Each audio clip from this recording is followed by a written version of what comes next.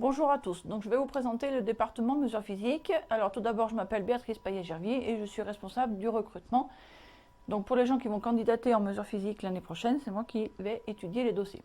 Alors mesures physiques, c'est quoi? Vous avez les 5 mots-clés ici qui représentent mesures physiques.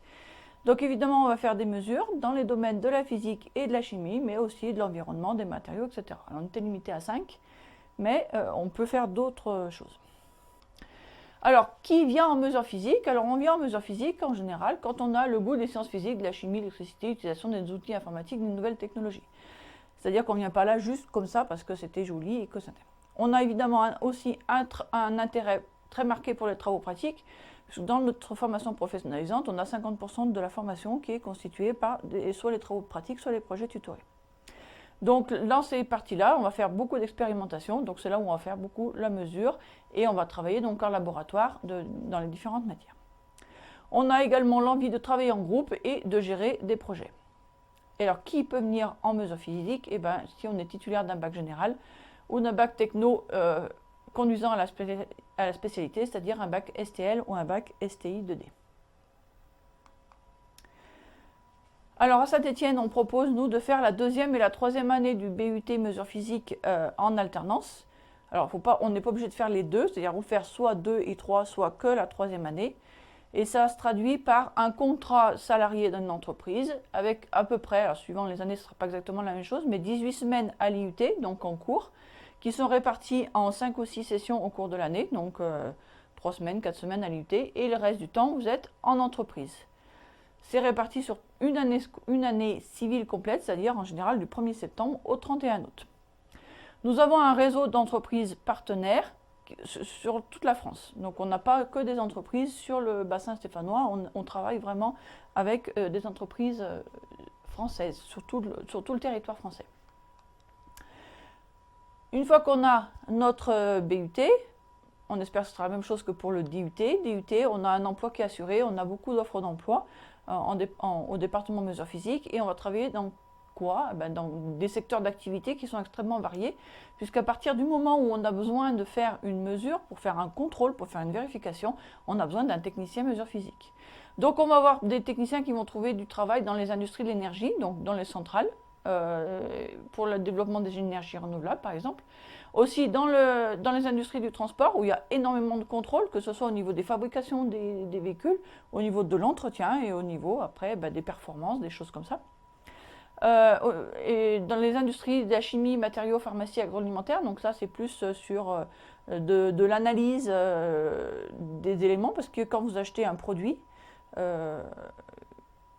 une boîte de pâté, par exemple, en supermarché, il faut évidemment que ce qui est marqué sur l'étiquette corresponde à ce qu'il y a à l'intérieur. Donc il y a des contrôles qui sont faits, et ils sont faits par des techniciens qui peuvent être des techniciens mesures physiques. Et puis de plus en plus, on a des techniciens qui vont trouver du travail, soit dans le domaine de l'environnement, soit du biomédical, puisque ce sont des domaines qui sont en plein développement et qui ont besoin également de faire des mesures et des contrôles. Donc ça, ce sont les secteurs d'activité. Et on vous a mis ici quelques exemples de métiers. Donc par exemple, un technicien supérieur d'exploitation en centrale nucléaire. Donc évidemment, il va travailler chez EDF. Donc un technicien d'exploitation, c'est les gens qui vont piloter, qui vont participer au pilotage de la centrale nucléaire. Mais on a aussi des techniciens qui vont travailler dans les centrales nucléaires et qui vont faire des analyses sur les rejets, qui vont faire des prélèvements sur l'air, sur le sol, sur les eaux, etc. et vérifier que ça conforme aux normes. On a des techniciens supérieurs donc en technologie du vide, parce que nous avons actuellement une licence professionnelle qui est orientée sur ce domaine-là. Alors c'est quoi les technologies du vide? C'est les appareils qui vont nous permettre soit de fabriquer un matériau extrêmement pur. Par exemple, si je veux faire une couche sur un bijou fantaisie pour faire une dorure, il n'y a pas besoin d'avoir un matériau très pur. Par contre, si je fais une couche de carbone protectrice sur une prothèse de hanche, il faut impérativement que la couche elle soit extrêmement lisse, extrêmement pure et qu'elle ait des qualités qui soient importantes. Et donc pour être sûr de déposer exactement le bon matériau qu'on veut, on va faire ça sous vide. Ce sont également des entreprises qui vont travailler pour le spatial par exemple. Parce qu'il faut que les éléments qui sont fabriqués pour le spatial, ils résistent au vide spatial. Et donc pour tester les différents appareils, les différents éléments, on va travailler dans le vide. Inspecteur de mesure en acoustique. Donc là aussi, on a une licence actuellement, une licence professionnelle qui est orientée sur les mesures en acoustique et vibration. Donc on a beaucoup de normes à respecter, que ce soit au niveau des bâtiments, au niveau des infrastructures, au niveau de l'environnement, etc. pour vérifier que un aéroport ne fait pas trop de bruit, que le nouveau tunnel routier qui a été fabriqué, il ne fait pas trop de vibrations dans les bâtiments qui sont au-dessus, etc. Alors on a par exemple aussi un ancien étudiant qui est concepteur et contrôle au niveau des pneumatiques chez Michelin. Donc là, il va plutôt travailler au niveau du matériau pour concevoir, donc tester, vérifier, contrôler des nouveaux matériaux pour fabriquer des pneumatiques. Donc en fonction de ce qu'on veut comme pneumatique, évidemment un pneu neige, ce n'est pas le même matériau qu'un pneu été. Donc on va avoir des tests qui vont être différents, des matériaux qui vont être différents aussi. Et puis on a aussi par exemple un ancien qui travaille comme technicien en laboratoire d'analyse à l'Institut français du pétrole et énergie renouvelable. Et donc là, ça va être sur la pétrochimie plus particulièrement. Mais des analyses, il y en a à plein d'endroits différents, même dans la pétrochimie. Ça peut être effectivement analyser le pétrole qui a été extrait pour savoir quels sont ses composants, pour savoir ce qu'on va pouvoir en faire. Mais ça peut être aussi analyser les fabrications qui ont été faites et vérifier que ça correspond à ce qu'on veut. Mais ça peut être aussi analyser les rejets dans l'atmosphère, etc. Et ça peut être analyser aussi les conditions de conservation et des choses comme ça. Donc les métiers du technicien mesure physique, c'est partout dans les entreprises où il y a besoin de vérifier si le produit qui a été fabriqué correspond bien aux normes. Alors, qu'est-ce qu'on va faire en mesure physique plus précisément? Donc on va vous former dans les domaines de la mesure, donc dans toutes les disciplines de la physique et de la chimie. On va vous rendre capable d'analyser et interpréter les résultats, parce qu'il ne suffit pas de faire les résultats, de faire des mesures, il faut aussi exploiter les résultats pour pouvoir dire s'ils sont corrects ou pas corrects. Il va être, et c'est lié avec la précédente aussi, vous allez être capable de choisir, de mettre en œuvre et de développer les méthodes ou le matériel nécessaire pour une mesure. C'est-à-dire que pour faire une mesure donnée, on ne va pas choisir le même appareil que pour faire une autre mesure. Un exemple tout bête, je ne prends pas le même thermomètre si je veux mesurer la température de la salle ou si je veux mesurer une température corporelle. Pourtant, c'est la même grandeur que je veux mesurer, c'est toujours une température. Alors ça, c'est instinctif, on le sait comme ça. Mesure physique, on va vous apprendre à justifier vos choix de façon scientifique. Dernier point, il va falloir faire preuve de polyvalence, parce que en mesure physique, ce qu'on fait aujourd'hui, les techniques d'aujourd'hui, ce ne sera pas celles de demain, et ça évolue extrêmement vite, que ce soit au niveau des appareils de mesure, que ce soit au niveau des grandeurs de mesure. Il y a des contrôles qui sont faits aujourd'hui, notamment tout ce qui est fait sur l'acoustique actuellement. Il y a 20 ans, ça n'existait quasiment pas. Parce que les normes ont évolué, parce que voilà, il y a des choses qui changent. Que mesure-t-on? Alors, en mesure physique, on va faire plein de choses, donc des grandeurs, dans les domaines de la physique, de la chimie, l'optique, matériaux, thermique, mécanique, acoustique, et j'aurais pu mettre des points de suspension. On n'a pas vocation à faire tous les domaines de la physique, mais à vous donner des outils pour que vous puissiez vous adapter après en fonction des domaines. Donc vous voyez par exemple, il n'y a pas le nucléaire, et pourtant je vous ai dit tout à l'heure qu'on avait un ancien élève qui travaillait comme technicien d'exploitation dans une centrale nucléaire. Donc il s'est adapté, la façon de faire les mesures, c'est toujours la même. Comment on mesure ce type de grandeur? Alors on va en général mettre en place un capteur ou une chaîne de mesure. Et donc on a les matières suivantes qui vont intervenir, donc capteur, métrologie, électricité, électronique, méthode physico-chimique, donc ça c'est des méthodes qui sont déjà implantées dans des appareils. Technique instrumentale, c'est comment je vais relier les différents instruments pour pouvoir obtenir directement la grandeur que je veux mesurer. Donc tous les petits éléments que vous avez là, ce sont des cours qui sont donnés en mesure physique. Une fois qu'on a fait les mesures, on a dit qu'il fallait les interpréter et les analyser. Donc là, on va avoir d'autres matières qui interviennent. Donc on a l'informatique d'instrumentation qui va nous permettre d'enregistrer notamment les grandeurs sur un ordinateur. Donc savoir comment on va relier l'ordinateur aux appareils qu'on a et comment on va les commander et comment on va pouvoir récupérer les données. Les mathématiques évidemment, parce qu'il y a toujours un traitement mathématique qu'il va falloir faire apparaître à un moment ou à un autre. Et puis la métrologie, on en reparlera tout à l'heure. Et enfin, dernière étape, il va falloir communiquer les résultats. Et donc pour communiquer les résultats, il faut rédiger un rapport de mesure et il va falloir le communiquer au chef d'équipe ou à l'équipe, etc. Et soit en français, soit en anglais, en tenant compte des normes qualité de l'entreprise. Donc c'est faire un rapport de mesure et le fournir soit à l'écrit, soit à l'oral, et soit en anglais, soit en français. Et à l'intérieur d'une même entreprise, il peut y avoir des rapports qui sont faits soit en français, soit en anglais. Par exemple, il n'y a pas très longtemps, je suis allée voir un alternant, deux alternants qui travaillent actuellement chez Calor. Il y en a un qui travaille dans le service du soin du linge, donc pour les fabrications des fers à repasser. Les fers à repasser sont fabriqués en France, donc il travaille qu'en français.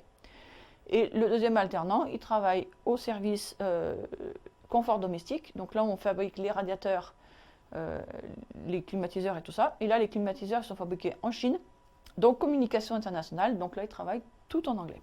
Donc même à l'intérieur d'une entreprise, on peut avoir des choses différentes. Tout ça, il va falloir justifier. On a parlé tout à l'heure d'être capable de choisir la chaîne de mesure et de la justifier. Donc c'est une matière qu'on aurait pu faire intervenir partout, ce qu'on appelle la métrologie.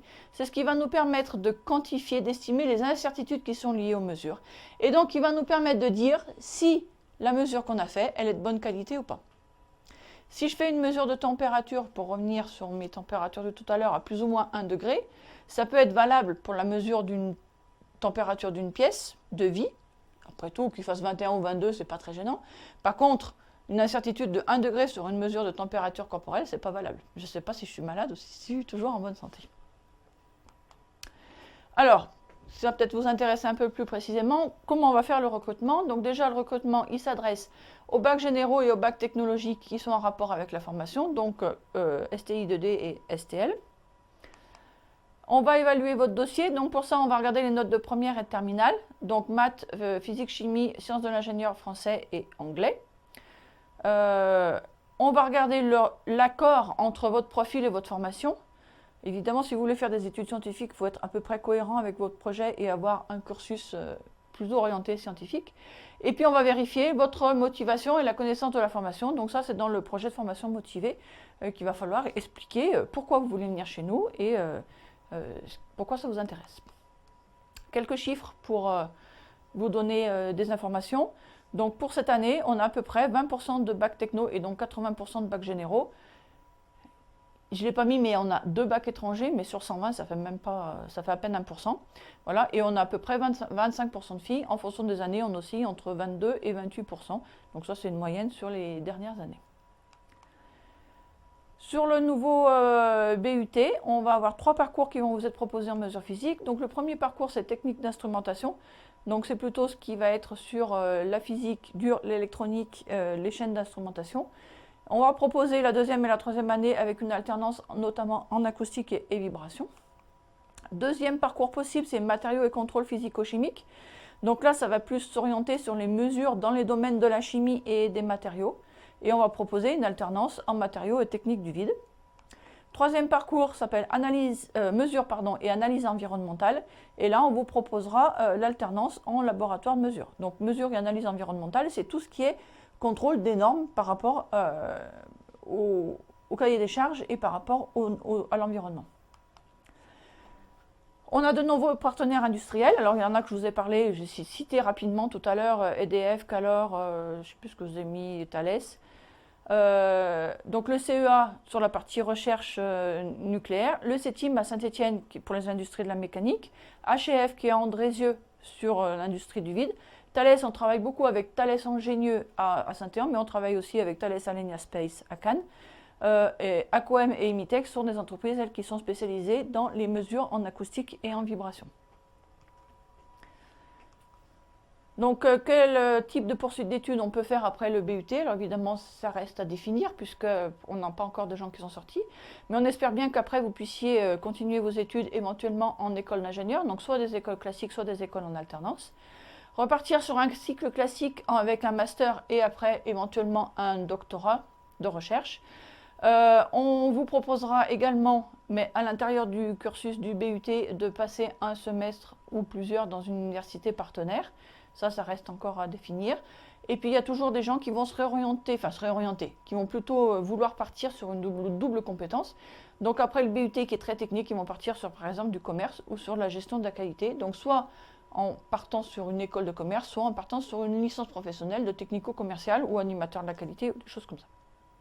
Je vous remercie de votre écoute et à bientôt.